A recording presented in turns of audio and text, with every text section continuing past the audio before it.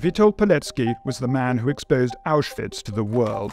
In 1940, the Polish cavalry officer faked his identity, provoked the Nazis to arrest him, and infiltrated the infamous death camp to set up an underground military organization which relayed the bleakest horrors of the camp as far as America. By 1942, the Gestapo had uncovered so much of his network that Pilecki decided to raise rebellion from outside the camp. I have been inside for 2 years and 7 months. Now the Germans have shipped out our best people with whom I've been working.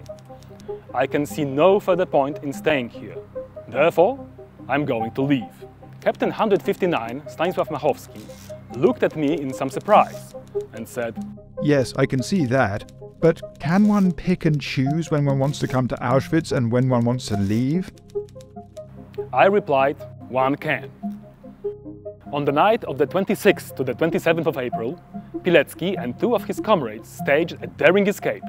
They overpowered a guard, cut the telephone line, barricaded several SS officers in a shed, and cut an alarm wire, and successfully escaped.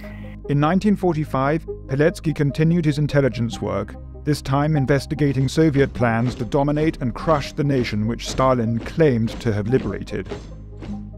The Soviet-imposed communist authorities were quick and ruthless in their efforts to round up heroes and patriots.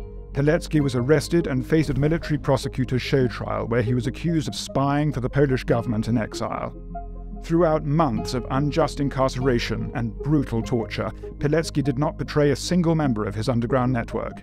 His spirit remained unbroken even as the death sentence was passed, as testified by the words of Thomas à Kempis, found carved into the wall of his cell. "I have tried to live in such a manner that, in the hour of death, I would be glad rather than fearful." Cavalry Captain Witold Pilecki, one of World War II's bravest forgotten heroes, was shot in the back of the head on May 25, 1948, and joined the pile of bodies whose unmarked graves would one day become the foundation of a free Poland.